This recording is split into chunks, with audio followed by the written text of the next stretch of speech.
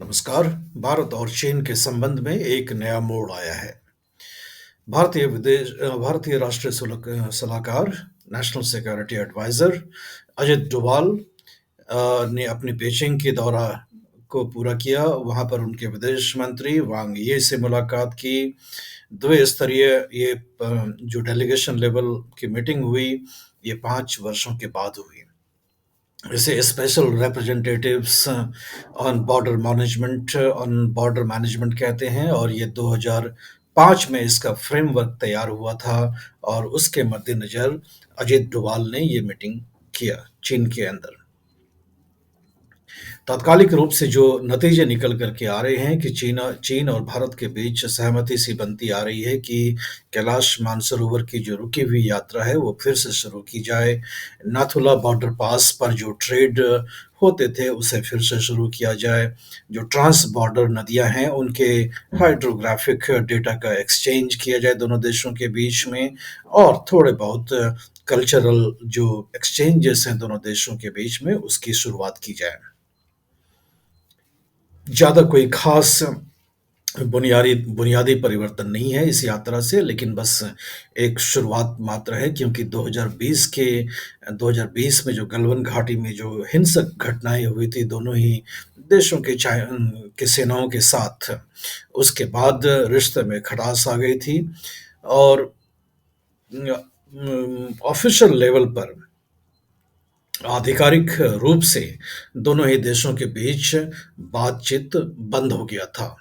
तो इस क्रम में जो कज़ान समिट हुआ, कज़ान समिट जो रूस के शहर कज़ान ब्रिक्स समिट के साइडलाइंस पर भारत के प्रधानमंत्री नरेंद्र मोदी और चीन के राष्ट्रपति शी जिनपिंग के बीच जो दो द्विपक्षीय वार्ता हुई, उसके द्विपक्षीय वार्ता के दौरान जो है ये तय हुआ कि जो स्पेशल रिप्रेजेंटेटिव्स हैं दोनों देशों के, नेशनल सिक्योरिटी एडवाइजर भारत के और चीन के विदेश मंत्री, जो कि वहाँ की कम्युनिस्ट पार्टी के सदस्य भी हैं और विदेश मामले की जो यूनिट है उस कम्युनिस्ट पार्टी में उसके अध्यक्ष भी हैं, दोनों के बीच वार्ता शुरू होगी। तो 23वें राउंड के इस स्पेशल रिप्रेजेंटेटिव्स की मीटिंग के लिए अजित डोभाल चीन गए थे। 5 वर्षों के बाद ये 23वां मीटिंग हुआ। 22वां जो मीटिंग था वो दिल्ली में 2019 में दिसंबर के महीने में हुआ था, और अजित डोभाल ने न्योता दिया है वांग यी को कि आप दिल्ली आएं और अगले साल जो 24वें राउंड की ये जो मीटिंग है उसे हम दिल्ली में करेंगे।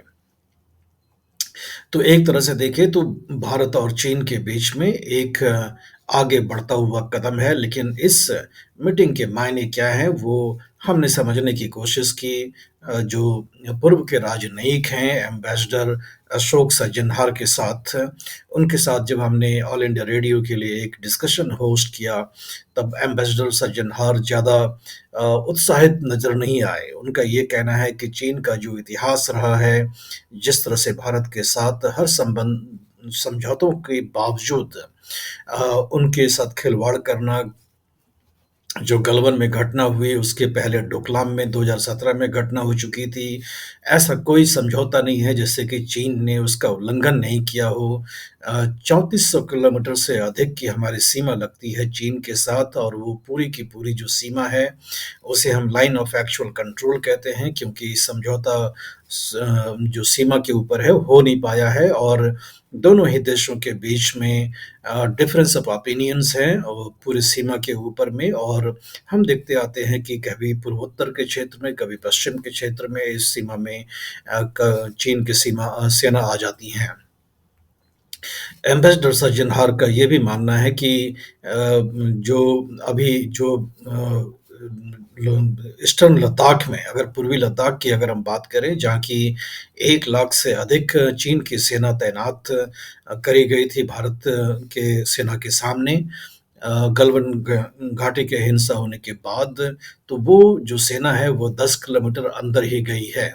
और जिस तरह की जो इंफ्रास्ट्रक्चर है, जिस तरह का रोड और बना रखा है, ब्रिजेस बना रखे हैं चीन ने सीमा से सट कर करके, तो ये 10 किलोमीटर का फासला करने में अधिक का वक्त चीन को लगेगा नहीं। तो ऐसे में भारत को भी चाहिए कि अपनी सेना को ज़्यादा पीछे हटाने की ज़रूरत नहीं है।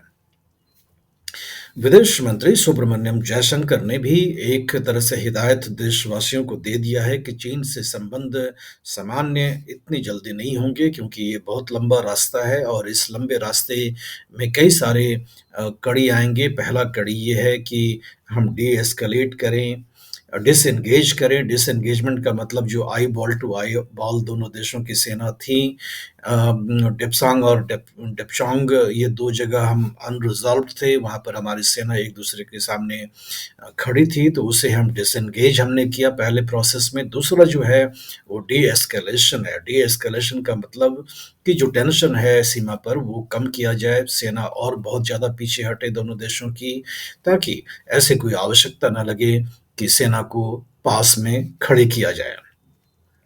उसके बाद के जो प्रोसेस हैं, कॉन्फिडेंस बिल्डिंग मेजर्स हैं, विश्वास में जो कमी आ गई है उसे फिर से बहाल किया जाए, और उसे बहाल करने के लिए किन किन कदमों को हमें चलना पड़ेगा, उसकी आवश्यकता पड़ेगी, तो उसकी दरकार है। ऐसे में एम्बेसडर सज्जनहार का कहना है कि हमें चीन पर इतनी जल्दी भरोसा नहीं करनी चाहिए, क्योंकि चीन की तरफ से जो वक्तव्य आ रहा है उसमें वो दिखाना चाह रहे हैं कि बहुत जल्दबाजी में हैं कि भारत के साथ रिश्ते सामान्य हो जाएँ। एम्बेसडर सज्जनहार का ये कहना है कि चीन इस वक़्त कहीं न कहीं मजबूर होता हुआ दिख रहा है कि भारत से जल्दी रिश्ते सुधार हो जाएँ। उसके कई सारे कारण हैं। पहला कारण ये है कि चीन के अंदर में भी आर्थिक अस्थिरता है, और जानते हैं कि भारत के साथ जो उनका व्यापार है वो चीन के पक्ष में $100 बिलियन से अधिक का जो सरप्लस है वो चीन के तरफ है। मतलब हम $100 बिलियन का जो है हम आयात कर रहे हैं चीन से, और हमारा निर्यात उससे अधिक का कर रहे हैं, वो फ़ायदा चीन के तरफ है। 2017 में जब अमेरिका के राष्ट्रपति डोनाल्ड ट्रंप ने टैरिफ लगाना शुरू किया था चीन के ऊपर, क्योंकि आप जानते हैं चीन का जो अर्थव्यवस्था है वो निर्यात आधारित है, यानी एक्सपोर्ट ओरिएंटेड इकोनॉमी हम कहते हैं चीन का। तो इस एक्सपोर्ट ओरिएंटेड इकोनॉमी का जो सबसे बड़ा बेस अगर देखेंगे तो वो अमेरिका है। जब 2017 में जब डोनाल्ड ट्रंप ने टैरिफ लगाया था चीन के ऊपर, तब ट्रेड सरप्लस चीन के फेवर में $500 बिलियन का था। जो $100 बिलियन अभी ट्रेड का सरप्लस चीन के फेवर में भारत के साथ आज के तारीख में है, पिछले साल की अगर आंकड़ों की बात करें, तो 2017 में वो $500 बिलियन था। तो एम्बेसडर सज्जनहार का कहना है कि डोनाल्ड ट्रंप के वापसी के बाद चीन को अब ऐसा लगता है कि बहुत ज़्यादा डिसरप्शन आने वाला है, उनका जो अर्थव्यवस्था है वो बाधित होने वाला है, और कहीं न कहीं ट्रंप जो है जिस तरह से चुनावी कैंपेन के दौरान वो कह रहे थे कि वो टैरिफ लगाएँगे चीन के खिलाफ, मेक्सिको के खिलाफ, कनाडा के खिलाफ और भारत के खिलाफ भी ऐसा उन्होंने बोला है। तो उसका सबसे बड़ा खामियाजा अगर किसी को भुगतना पड़ेगा तो वो होगा चीन।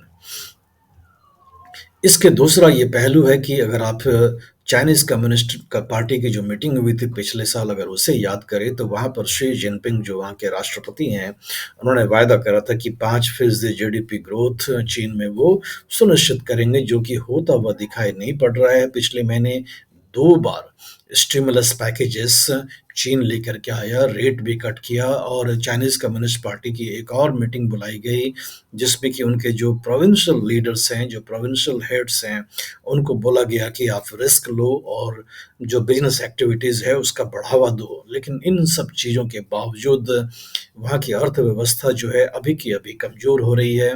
हम ये जानते हैं कि चीन में कोई फ्री प्रेस नहीं है। फ्री प्रेस नहीं होने के कारण जो जानकारियाँ हमें मिलनी चाहिए ट्रांसपेरेंट मैनर में, वो जानकारियाँ चीन से उपलब्ध नहीं है। जो भी जानकारियाँ हमें मिलती हैं, वो सभी के सभी जो स्टेट वहाँ पर अप्रूव करता है, जो स्वीकृत करता है, वही मिलती है। तो उस स्वीकृति के बाद भी जो खबरें आ रही हैं, उससे मालूम चलता है कि चीन की जो अर्थव्यवस्था है, बहुत ही बुरे हालात में है, और वहाँ का जो हाउसिंग सेक्टर है, जो कि मेनस्टे जिसे हम कहते हैं, चीन की अर्थव्यवस्था का, वो बहुत ही खस्ते हाल में है।